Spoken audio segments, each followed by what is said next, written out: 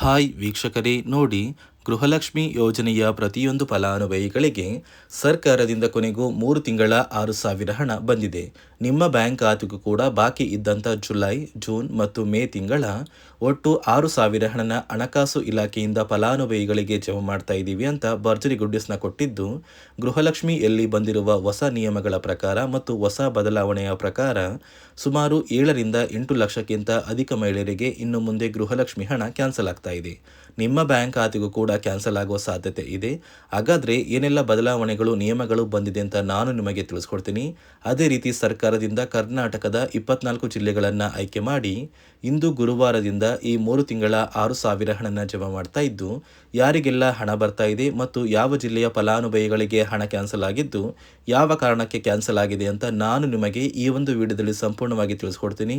ಅದಕ್ಕಿಂತ ಮೊದಲು ನೋಡಿ ವೀಕ್ಷಕರೇ, ನೀವು ನನ್ನ ಚಾನಲ್ನ ಸಬ್ಸ್ಕ್ರೈಬ್ ಆಗಿಲ್ಲ ಅಂದರೆ ದಯವಿಟ್ಟು ಪ್ರತಿಯೊಬ್ಬರು ಚಾನಲ್ನ ಸಬ್ಸ್ಕ್ರೈಬ್ ಮಾಡ್ಕೊಳ್ಳಿ, ಹಾಗೆ ವಿಡಿಯೋಗೆ ಒಂದು ಲೈಕ್ನ ಕೊಡಿ. ಹೌದು ವೀಕ್ಷಕರೇ, ಸರ್ಕಾರ ಪ್ರತಿಯೊಂದು ಗೃಹಲಕ್ಷ್ಮಿ ಯೋಜನೆಯ ಫಲಾನುಭವಿಗಳ ಬ್ಯಾಂಕ್ ಖಾತೆಗೆ ಇನ್ನು ಮುಂದೆ 3 ತಿಂಗಳ 6,000 ಹಣ ಬರ್ತಾ ಇದೆ. ಬಾಕಿ ಇದ್ದಂಥ ಪ್ರತಿ ತಿಂಗಳ ಹಣನ ಸರ್ಕಾರ ಜಮಾ ಮಾಡ್ತಾ ಇದ್ದು, ನಿಮ್ಮ ಬ್ಯಾಂಕ್ ಖಾತೆಗೆ ಜುಲೈ ತಿಂಗಳ ಹಣ, ಜೂನ್ ತಿಂಗಳ ಹಣ ಮತ್ತು ಮೇ ತಿಂಗಳ ಹಣ ಒಟ್ಟು 3 ತಿಂಗಳ 6,000 ಹಣ ನೇರವಾಗಿ ಜಮಾ ಆಗ್ತಾ ಇದೆ. ಆದರೆ ಸರ್ಕಾರದಿಂದ ಈ ಬಾರಿ ಹೊಸ ನಿಯಮಗಳು ಕೂಡ ಜಾರಿಗೆ ಬಂದಿದೆ. ಅದೇ ರೀತಿ ಗೃಹಲಕ್ಷ್ಮಿ ಯೋಜನೆಯಲ್ಲಿ ಹೊಸ ಬದಲಾವಣೆಗಳು ಕೂಡ ಆಗ್ತಾ ಇದೆ. ಈ ಹೊಸ ನಿಯಮ ಬದಲಾವಣೆಗಳ ಪ್ರಕಾರ ಸುಮಾರು 5ರಿಂದ 6 ಲಕ್ಷಕ್ಕಿಂತ ಅಧಿಕ ಮಹಿಳೆಯರಿಗೆ ಗೃಹಲಕ್ಷ್ಮಿ ಹಣ ಕೂಡ ಕ್ಯಾನ್ಸಲ್ ಆಗ್ತಾ ಇದೆ. ಹಾಗಾದರೆ ಸರ್ಕಾರದಿಂದ ಏನೆಲ್ಲ ಬದಲಾವಣೆಗಳು ಬಂದಿದೆ, ಏನೆಲ್ಲ ನಿಯಮಗಳು ಬಂದಿದ್ದು, ನಿಮ್ಮ ಬ್ಯಾಂಕ್ ಖಾತೆಗೆ ಹಣ ಕ್ಯಾನ್ಸಲ್ ಆಗುತ್ತೋ ಬರುತ್ತೋ ಅಂತ ನಾನು ನಿಮಗೆ ತಿಳಿಸ್ಕೊಡ್ತೀನಿ.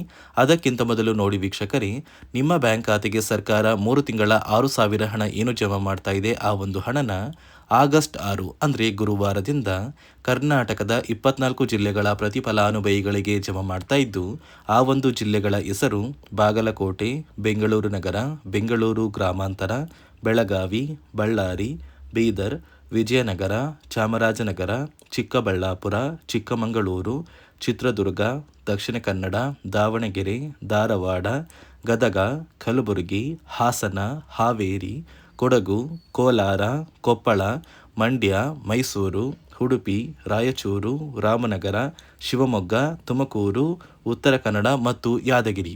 ಹೀಗೆ ಸರ್ಕಾರ ಒಟ್ಟು 3 ತಿಂಗಳ 6,000 ಹಣನ ಫಲಾನುಭವಿಗಳಿಗೆ ಜಮಾ ಮಾಡ್ತಾ ಇದೆ. ಈಗಾಗಲೇ ಸಾಕಷ್ಟು ಫಲಾನುಭವಿಗಳು ಅವರ ಬ್ಯಾಂಕ್ ಖಾತೆಗೆ ಹಣನ ಕೂಡ ಪಡ್ಕೊಂಡಿದ್ದಾರೆ. ಆದರೆ ನಿಮ್ಮ ಬ್ಯಾಂಕ್ ಖಾತೆಗೆ ಹಣ ಬರಬೇಕು ಅಂದರೆ ಸರ್ಕಾರದಿಂದ ಕೆಲವು ರೀತಿಯ ಬದಲಾವಣೆಗಳು ಕೂಡ ಬಂದಿದ್ದು, ಏನೆಲ್ಲ ಬದಲಾವಣೆಗಳು ಬಂದಿದೆ ಅಂತ ನಾನು ನಿಮಗೆ ತಿಳಿಸ್ಕೊಡ್ತೀನಿ. ನೋಡಿ ವೀಕ್ಷಕರೇ, ಮೊದಲು ಸರ್ಕಾರ ಯಾವ ಕಾರಣಕ್ಕೆ ಗೃಹಲಕ್ಷ್ಮಿ ಯೋಜನೆಗೆ ಹೊಸ ರೀತಿಯ ಒಂದು ನಿಯಮಗಳನ್ನ ತಂದಿದೆ ಅಂದರೆ, ಇಲ್ಲಿ ಗೃಹಲಕ್ಷ್ಮಿಯಲ್ಲಿ ಸುಮಾರು 6ರಿಂದ 7 ಲಕ್ಷಕ್ಕಿಂತ ಅಧಿಕ ಮಹಿಳೆಯರ ಹತ್ರ ಒಂದು ವೋಟರ್ ಐ ಡಿ ಕಾರ್ಡ್ ಇಲ್ಲ. ಅಂದರೆ ವೋಟರ್ ಐ ಡಿ ಇಲ್ಲ ಅಂದರೂ ಕೂಡ ಅವರು ಸರ್ಕಾರದಿಂದ ಬರುವ ಗೃಹಲಕ್ಷ್ಮಿ ಹಣನ ಪಡಿತಾ ಇದ್ದಾರೆ. ಮತ್ತು ಸಾಕಷ್ಟು ಫಲಾನುಭವಿಗಳ ಒಂದು ಬ್ಯಾಂಕ್ ಖಾತೆ ಏನಿದೆ, ಆ ಒಂದು ಬ್ಯಾಂಕ್ ಖಾತೆ ಹೊರ ರಾಜ್ಯದ ಬ್ಯಾಂಕ್ ಖಾತೆ ಆಗಿದೆ. ಅಂದರೆ ಕರ್ನಾಟಕದಲ್ಲಿರುವಂತಹ ಫಲಾನುಭವಿಗಳು ಬೇರೆ ರಾಜ್ಯದಲ್ಲಿ ಹೊಂದಿರುವಂತಹ ಒಂದು ಬ್ಯಾಂಕ್ ಖಾತೆನ ಕೊಟ್ಟು ಗೃಹಲಕ್ಷ್ಮಿ ಹಣನ ಪಡಿತಾ ಇದ್ದಾರೆ. ಅದೇ ರೀತಿ ಸಾಕಷ್ಟು ರೀತಿಯ ಹೊಸ ಬದಲಾವಣೆಗಳು ಯಾವ ಕಾರಣಕ್ಕೆ ಬರ್ತಾ ಇದೆ ಅಂದರೆ, ಗೃಹಲಕ್ಷ್ಮಿ ಯೋಜನೆಯಲ್ಲಿ ಅರ್ಹವಿರುವ ಫಲಾನುಭವಿಗಳಿಗೆ ಅಂದರೆ ಕರ್ನಾಟಕದವರಾಗಿದ್ದು, ಕರ್ನಾಟಕದಲ್ಲೇ ವೋಟರ್ ಐ ಡಿನ ಹೊಂದಿದ್ದು, ಕರ್ನಾಟಕದ ಫಲಾನುಭವಿಗಳಾಗಿದ್ದು, ಇವರ ಬ್ಯಾಂಕ್ ಖಾತೆಗೆ ಹಣ ತಲುಪಬೇಕು. ಬೇರೆ ಫಲಾನುಭವಿಗಳಿಗೆ ಯಾವುದೇ ಕಾರಣಕ್ಕೂ ಹಣ ತಲುಪಬಾರದು ಅಂತ ಸರ್ಕಾರ ನಿರ್ಧಾರ ಮಾಡಿದೆ. ಇದೇ ಕಾರಣಕ್ಕೆ ಸಾಕಷ್ಟು ಫಲಾನುಭವಿಗಳು ಗೃಹಲಕ್ಷ್ಮಿ ಯೋಜನೆಯ ಒಂದು ಅರ್ಹರ ಪಟ್ಟಿಯಿಂದ ಕ್ಯಾನ್ಸಲ್ ಆಗ್ತಾ ಇದ್ದಾರೆ. ನಿಮ್ಮ ಒಂದು ಮನೆ ಬಾಗಿಲಿಗೆ ಸರ್ಕಾರದಿಂದ ಅಧಿಕಾರಿಗಳು ಬರ್ತಾರೆ. ಸೊ ಸರ್ಕಾರ ಗೃಹಲಕ್ಷ್ಮಿ ಮರುನೋಂದಣಿಗೆ ಒಂದು ಅಪ್ಲಿಕೇಶನ್ ಕೂಡ ಕೊಟ್ಟಿದ್ದಾರೆ. ಅಂದರೆ ಮೊಬೈಲಲ್ಲೇ ಆ ಒಂದು ಅಧಿಕಾರಿಗಳು ನಿಮ್ಮ ಮನೆ ಬಾಗಿಲಿಗೆ ಬಂದು ನಿಮ್ಮ ದಾಖಲಾತಿಗಳಾದ ರೇಷನ್ ಕಾರ್ಡ್, ಆಧಾರ್ ಕಾರ್ಡ್ ಮತ್ತು ವೋಟರ್ ಐ ಡಿ ಇದೀಗ ಕಡ್ಡಾಯ ಮಾಡಿದೆ. ಅದೇ ರೀತಿ ಜಾತಿ ಪ್ರಮಾಣ ಪತ್ರ ಬೇಕಾಗುತ್ತಂತ ನೀವು ಕೇಳಿದ್ರೆ, ಸದ್ಯಕ್ಕೆ ಸರ್ಕಾರ ಯಾವುದೇ ರೀತಿಯ ಜಾತಿ ಪ್ರಮಾಣ ಪತ್ರನ ಕೇಳ್ತಾ ಇಲ್ಲ. ಬದಲಿಗೆ ನಿಮ್ಮ ಒಂದು ಪತಿಯ ಆಧಾರ್ ಕಾರ್ಡ್, ನಿಮ್ಮ ಒಂದು ವೋಟರ್ ಐ ಡಿ ಮತ್ತು ನಿಮ್ಮ ಒಂದು ಮನೆಯ ರೇಷನ್ ಕಾರ್ಡ್ನ ಕೊಟ್ಟು ನೀವು ಗೃಹಲಕ್ಷ್ಮಿಗೆ ಮರು ನೋಂದಣಿನ ಮಾಡ್ಕೋಬೇಕು. ಈ ಒಂದು ಕೆಲಸನ ಮಾಡೋದು ಗ್ರಾಮದಿಂದ ಕೆಲವು ಅಧಿಕಾರಿಗಳು ಬರ್ತಾರೆ. ಅಂದರೆ ಗ್ರಾಮ ಅಭಿವೃದ್ಧಿ ಇಲಾಖೆಯಿಂದ ಕೆಲವೊಂದು ಅಧಿಕಾರಿಗಳು ಬಂದರೆ, ಅಂಗನವಾಡಿಯ ಕಾರ್ಯಕರ್ತರು ಕೂಡ ನಿಮ್ಮ ಮನೆ ಬಾಗಿಲಿಗೆ ಬಂದು ಪ್ರತಿ ಫಲಾನುಭವಿಗಳ ದಾಖಲಾತಿಗಳನ್ನ ಎಂಟ್ರಿ ಮಾಡ್ಕೊಂಡು ಹೋಗ್ತಾರೆ. ಸೊ ಆ ಒಂದು ಫಲಾನುಭವಿಗಳು ಎಂಟ್ರಿ ಮಾಡಿದ ನಂತರ ಸರ್ಕಾರದಿಂದ ನಿಮಗೆ ಒಂದು ನೋಟಿಫಿಕೇಶನ್ ಬರುತ್ತೆ. ನಿಮ್ಮ ಮೊಬೈಲ್ ನಂಬರ್ ಏನಿದೆ ಆ ಒಂದು ಮೊಬೈಲ್ ನಂಬರ್ಗೆ ಒಂದು ಮೆಸೇಜ್ ಬರುತ್ತೆ. ಅಂದರೆ ನಿಮ್ಮ ಗೃಹಲಕ್ಷ್ಮಿ ಮರು ನೋಂದಣಿ ಅರ್ಜಿನ ನಾವು ಸ್ವೀಕಾರ ಮಾಡಿದ್ದೀವಿ ಮತ್ತು ಮುಂದಿನ ದಿನಗಳಲ್ಲಿ ನಿಮ್ಮ ಒಂದು ಗೃಹಲಕ್ಷ್ಮಿ ಹಣನ ನಿಮ್ಮ ಬ್ಯಾಂಕ್ ಖಾತೆಗೆ ಜಮಾ ಮಾಡ್ತೀವಿ ಅಂತ ಸರ್ಕಾರದಿಂದಲೇ ಒಂದು ಮೆಸೇಜ್ನ ಕಳಿಸ್ತಾರೆ.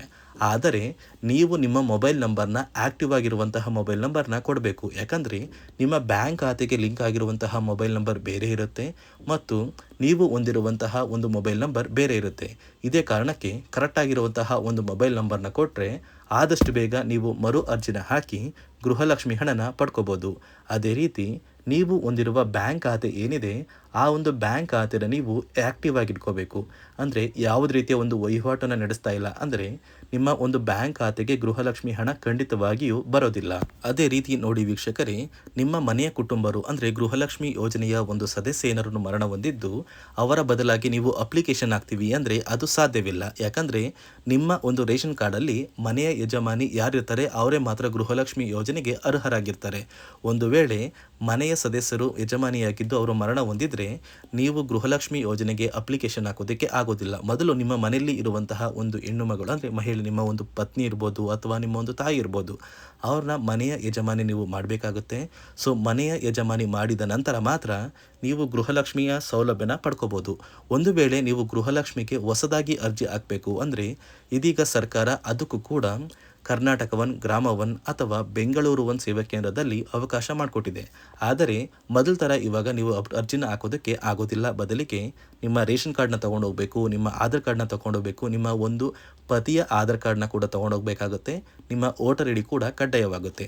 ನಿಮ್ಮ ವೋಟರ್ ಐ ಡಿ ನಿಮ್ಮ ಹತ್ರ ಇದ್ದರೆ ಮಾತ್ರ ನೀವು ಗೃಹಲಕ್ಷ್ಮಿ ಯೋಜನೆಯ ಒಂದು ಅರ್ಹತೆಯನ್ನು ಪಡ್ಕೋತೀರಾ. ಒಂದು ವೇಳೆ ವೋಟರ್ ಐ ಡಿ ಇಲ್ಲ, ರೇಷನ್ ಕಾರ್ಡ್ ಇದೆ, ಆಧಾರ್ ಕಾರ್ಡ್ ಇದೆ ಅಂದರೆ ಇನ್ನು ಮುಂದೆ ನಿಮ್ಮ ಬ್ಯಾಂಕ್ ಖಾತೆಗೆ ಸರ್ಕಾರ ಗೃಹಲಕ್ಷ್ಮಿ ಹಣನ ಖಂಡಿತವಾಗಿಯೂ ಜಮಾ ಮಾಡೋದಿಲ್ಲ. ಯಾಕಂದರೆ ಪ್ರತಿ ವರ್ಷವೂ ಕೂಡ ಸರ್ಕಾರ ವೋಟರ್ ಐ ಡಿನ ಬಿಡುಗಡೆ ಮಾಡುತ್ತೆ, ಅಂದರೆ ವೋಟರ್ ಲಿಸ್ಟ್ನ ಬಿಡುಗಡೆ ಮಾಡುತ್ತೆ. ಈ ಒಂದು ಲಿಸ್ಟಲ್ಲಿ ಕೆಲವು ಫಲಾನುಭವಿಗಳ ಒಂದು ಹೆಸರನ್ನ ಕ್ಯಾನ್ಸಲ್ ಮಾಡುತ್ತೆ. ಒಂದು ವೇಳೆ ನಿಮ್ಮ ವೋಟರ್ ಐ ಡಿ ಏನಾದರೂ ಕ್ಯಾನ್ಸಲ್ ಆಗಿದ್ದರೆ ನಿಮ್ಮ ಬ್ಯಾಂಕ್ ಖಾತೆಗೆ ಗೃಹಲಕ್ಷ್ಮಿ ಹಣನ ಸರ್ಕಾರ ಕ್ಯಾನ್ಸಲ್ ಮಾಡುತ್ತೆ. ಈ ಕೂಡಲೇ ನೀವು ನಿಮ್ಮ ದಾಖಲಾತಿಗಳು ಎಲ್ಲ ಕೂಡ ಸರಿ ಇದೆಯಾ ಅಂತ ತಿಳ್ಕೊಳ್ಳಿ. ಹಾಗಾದರೆ ಮಾತ್ರ ನೀವು ಗೃಹಲಕ್ಷ್ಮಿ ಯೋಜನೆಗೆ ಅರ್ಹರಾಗಿರ್ತೀರಾ. ಸರ್ಕಾರ ಯಾವ ಕಾರಣಕ್ಕೆ ಈ ರೀತಿಯ ಹೊಸ ಬದಲಾವಣೆಗಳನ್ನ ತರ್ತಾ ಇದೆ ಅಂದರೆ ಇಲ್ಲಿಯವರೆಗೂ ಸುಮಾರು 60 ಕೋಟಿಗಿಂತ ಅಧಿಕ ಮೊತ್ತನ ಸರ್ಕಾರ ನಷ್ಟ ಮಾಡಿಕೊಂಡಿದೆ. ಅಂದರೆ ಫಲಾನುಭವಿಗಳು ನಮ್ಮ ಕರ್ನಾಟಕದವರೇ ಅಲ್ಲ, ಅಂತಹ ಫಲಾನುಭವಿಗಳಿಗೂ ಕೂಡ ಸರ್ಕಾರದಿಂದ ಹಣ ಹೋಗಿದೆ ಮತ್ತು ಸಾಕಷ್ಟು ಫಲಾನುಭವಿಗಳು ಮರಣ ಹೊಂದಿದ್ದಾರೆ. ಅಂತಹ ಫಲಾನುಭವಿಗಳಿಗೂ ಕೂಡ ಹಣ ಹೋಗ್ತಾ ಇದೆ ಮತ್ತು ಫಲಾನುಭವಿಗಳು ಹೊಂದಿರುವ ಬ್ಯಾಂಕ್ ಖಾತೆ ಕೂಡ ಆ್ಯಕ್ಟಿವ್ ಇಲ್ಲ. ಅಂತಹ ಫಲಾನುಭವಿಗಳಿಗೂ ಕೂಡ ಹಣ ಹೋಗಿದೆ ಮತ್ತು ಸಾಕಷ್ಟು ಫಲಾನುಭವಿಗಳು ಏನು ಮಾಡಿದ್ದಾರೆ ಅಂದರೆ ಅವರ ಮನೆ ಕುಟುಂಬದ ಯಜಮಾನಿ ಅಂದರೆ ಹೆಡ್ ಆಫ್ ದ ಫ್ಯಾಮಿಲಿ ಇರ್ತಾರಲ್ಲ, ಸೊ ಆ ಒಂದು ಮಹಿಳೆ ಮರಣ ಹೊಂದಿರ್ತಾರೆ.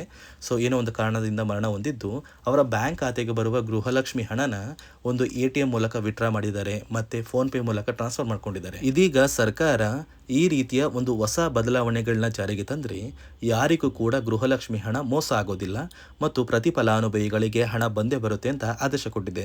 ನೀವು ಕೇಳ್ಬೋದು ವೀಕ್ಷಕರೇ, 3 ವರ್ಷದಿಂದ ಯಾವುದೇ ಕಾರಣಕ್ಕೂ ನಮಗೆ ಗೃಹಲಕ್ಷ್ಮಿ ಯೋಜನೆ ಹಣ ಮಿಸ್ ಆಗಿಲ್ಲ. ಸೊ ಇದೀಗ ಏನಕ್ಕೆ ಸಡನ್ ಆಗಿ ಈ ಥರ ಬದಲಾವಣೆಗಳು ಬರ್ತಾ ಇದೆ ಅಂದರೆ ಸರ್ಕಾರದಿಂದ ಕೆಲವು ಅಧಿಕಾರಿಗಳು ಒಂದು ಚರ್ಚೆ ನಡೆಸಿದ್ದಾರೆ. ಒಂದು ಸಭೆಯಲ್ಲಿ ಗೃಹಲಕ್ಷ್ಮಿ ಯೋಜನೆಯ ಕುರಿತು ಒಂದು ಸಭೆ ಮಾಡಿದಾಗ ಅಲ್ಲಿ ಗೃಹಲಕ್ಷ್ಮಿ ಯೋಜನೆಯಲ್ಲಿ ಸಾಕಷ್ಟು ರೀತಿಯ ಲೋಪದೋಷಗಳು ಕಂಡು ಬಂದಿದೆ. DBT ಮೂಲಕ ನಿಮ್ಮ ಬ್ಯಾಂಕ್ ಖಾತೆಗೆ ಹಣನ ಹಾಕಬೇಕಾದ್ರೆ ಸಾಕಷ್ಟು ಫಲಾನುಭವಿಗಳಿಗೆ ಹಣ ಹೋಗ್ತಾ ಇದೆ. ಸಾಕಷ್ಟು ಫಲಾನುಭವಿಗಳಿಗೆ ಹಣ ಹೋಗಿದ್ರು ಅವರ ಬ್ಯಾಂಕ್ ಖಾತೆಗೆ ಜಮಾ ಆಗ್ತಾ ಇಲ್ಲ, ಬದಲಿಗೆ ಆ ಒಂದು ಹಣ DBTಯಲ್ಲೇ ಸ್ಟಕ್ ಆಗ್ತಾ ಇದೆ ಮತ್ತು ಸರ್ಕಾರಕ್ಕೂ ಕೂಡ ಆ ಒಂದು ಹಣ ಬರ್ತಾ ಇಲ್ಲ.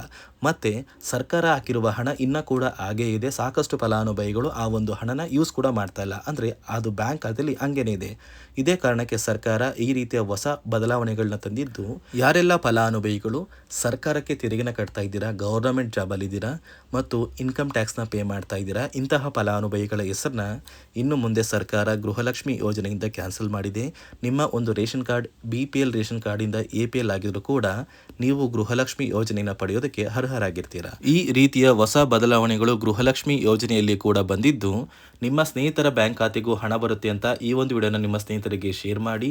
ಅದೇ ರೀತಿ ನೀವು ಇನ್ನೂ ಕೂಡ ನನ್ನ ಚಾನಲ್ನ ಸಬ್ಸ್ಕ್ರೈಬ್ ಆಗದೆ ಆಗಿ ವಿಡಿಯೋ ನೋಡ್ತಾ ಇದ್ರಿ, ದಯವಿಟ್ಟು ಪ್ರತಿಯೊಬ್ಬರು ಚಾನಲ್ನ ಸಬ್ಸ್ಕ್ರೈಬ್ ಮಾಡಿಕೊಂಡು ಹಾಗೆ ಪ್ರತಿಯೊಬ್ಬರು ವಿಡಿಯೋಗೆ ಒಂದು ಲೈಕ್ನ ಕೊಡಿ.